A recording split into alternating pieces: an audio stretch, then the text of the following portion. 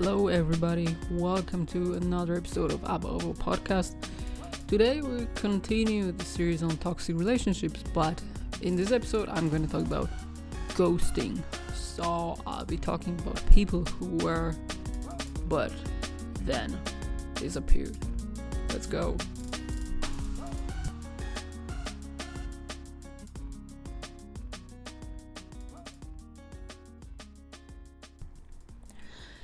So basically, ghosting is when someone just cuts off all contact with you without any heads up or explanation. They stop replying to your texts, ignore calls, and even avoid you on social media. So it's like they just disappear into thin air. While we usually think of ghosting in dating situations, like in romantic relationships, it can happen in friendships or even with family or even in the workplace too, when your employees suddenly disappear and they don't call, they don't end contracts and so on. Ghosting is often an easy way out for people who want to avoid having an awkward or uncomfortable conversation. And by disappearing without a trace, they don't have to explain their reasons for ending the relationship or face the other person's feelings about it. So they can sidestep acknowledging the other person's perspective and skip the difficult situations altogether. So in short, it's let's say cowardly escape.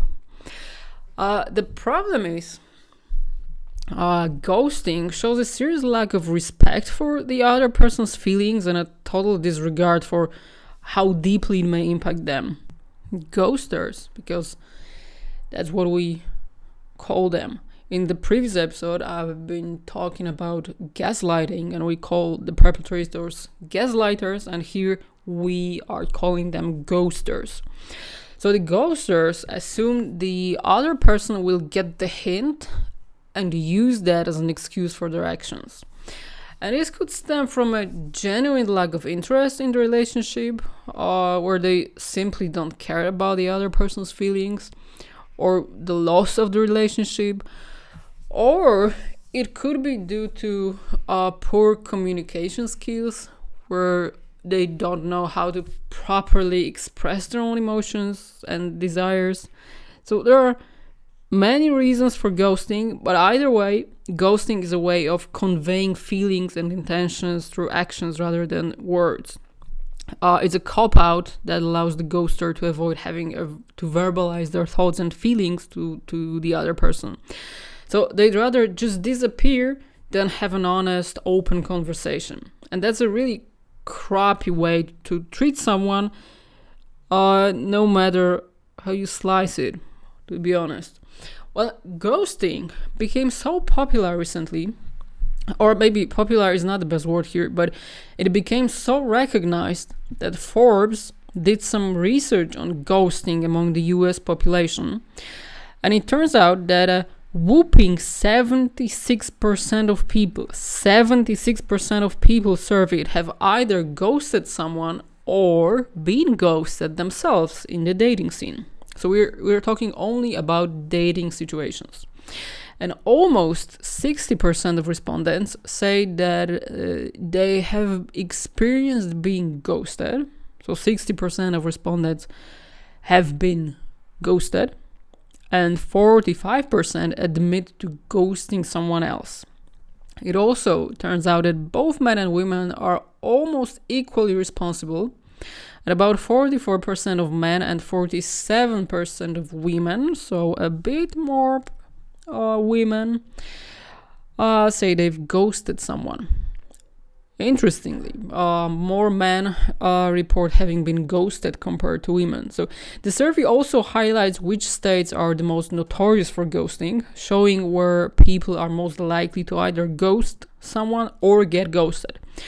So if you don't want to be ghosted, don't date people from Rhode Island, North Dakota, Wyoming, Illinois, Ohio, New Mexico, Arizona, New Hampshire, Colorado, and Texas, because they rated the highest. On the other hand, the states with the fewest instances of ghosting are Oregon, Hawaii, Michigan, and California. So if you don't want to be ghosted, date people from Oregon, Hawaii, Michigan, or California.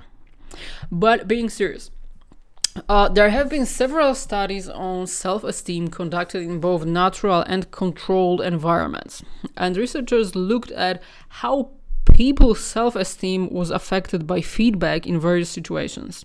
And as you might expect, positive feedback boosted self-esteem, lifted spirits, and made people feel happier. On the other hand, negative feedback did lower self-esteem, but only temporarily.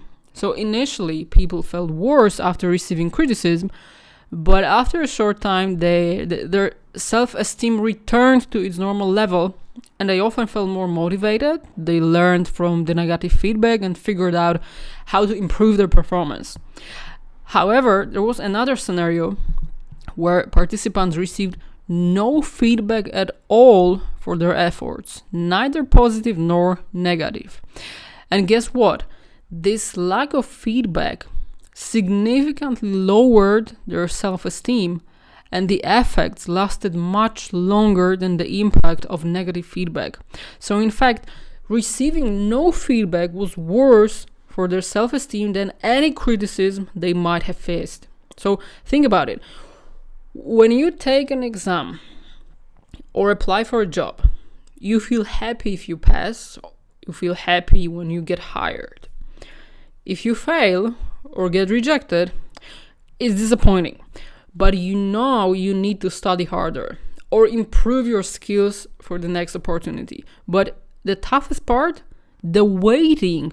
For many people, the waiting period without any feedback about their performance is the most stressful experience. Think about it, how you feel when you don't get feedback when you apply for a job. This is fucking frustrating because you don't know what's wrong. Are you not enough? Are you overqualified? You don't know what to do. In our case, being ghosted is like that waiting period because you have no idea why. You have no idea what happened. You know nothing. So being ghosted can have a profound emotional and mental impact on someone.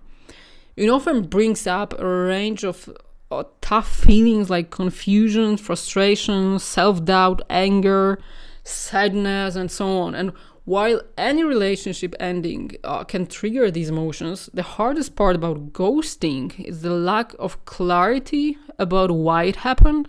So you don't really know. When someone gets ghosted, they don't receive any explanation, leaving them to wonder what went wrong, why it happened, and if they did something to cause it, all without any way to find answers. And this uncertainty makes it difficult to achieve closure and move on. So as there are so many unanswered questions, so the person who has been ghosted might find themselves replaying the situation in their mind over and over, trying to figure out what went wrong. And this lack of information can lead them to start speculating about the reasons behind the ghosting, often resulting in self-blame, because this is how our mind works usually.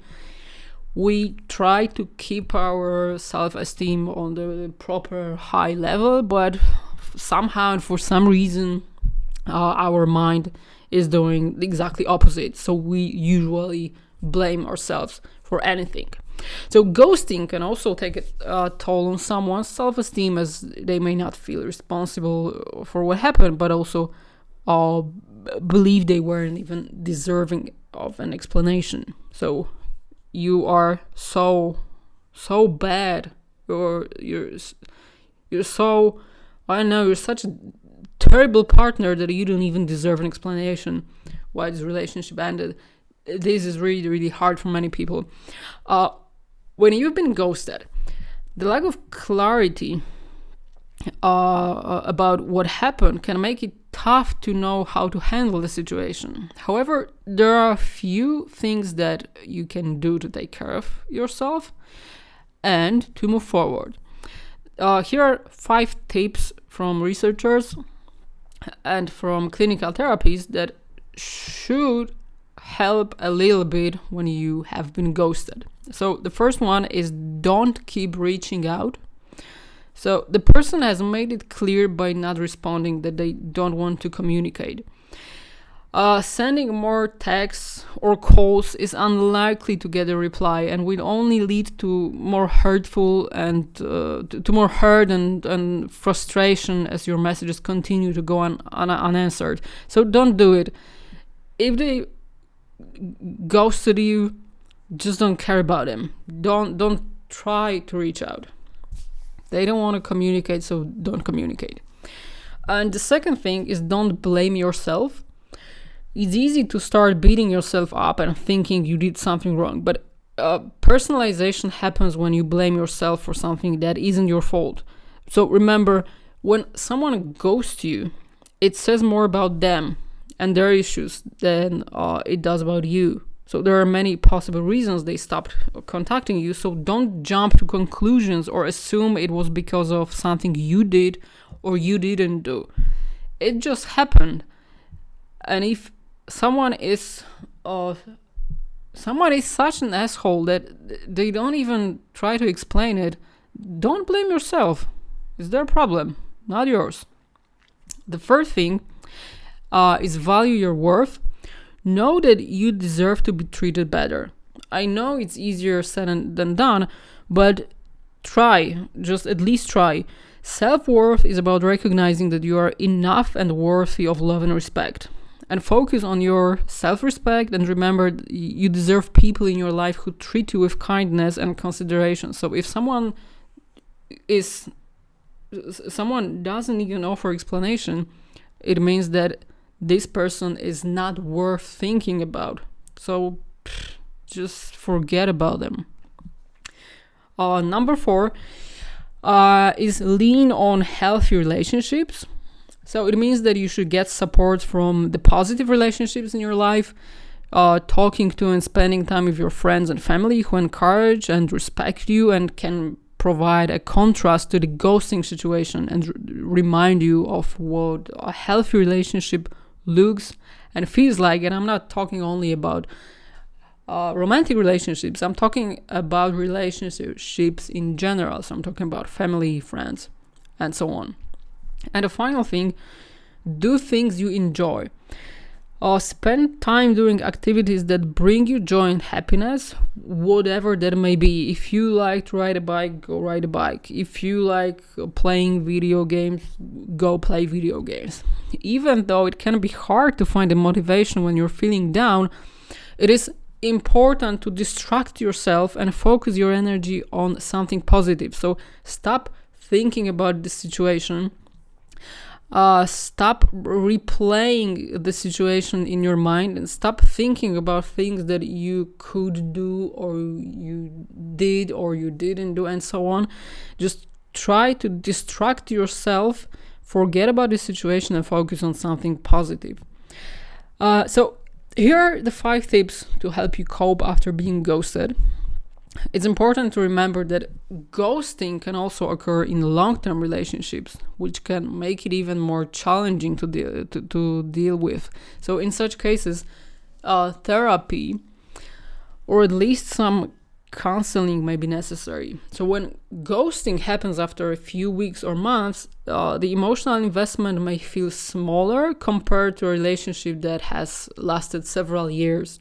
If you had plans together, shared family responsibilities, you had children, or you had joint debts, or were married, a sudden disappearance can create complex emotional and legal challenges.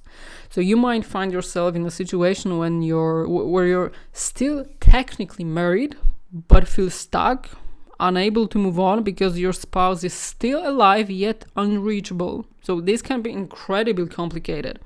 And regardless of how difficult this situation may be, do not hesitate to seek help. So keep your feelings bottled up will only make things worse. So don't keep them to yourself. Remember, if someone ghosts you, it reflects more about them than it does about you.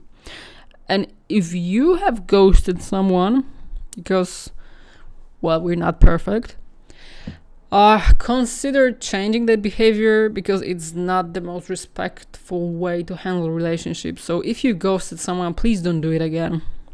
And if you have been ghosted and you're feeling quite bad, you don't know how to handle it, use these 5 tips and reach out to your friends, to your real friends who respect you, who can support you. And remember, it doesn't say much about you. It says a lot about the person who ghosted you. I hope this episode was helpful to you. Of course, don't hesitate to reach out via social media. If you like the show, leave the thumb up. And until next time, bye bye.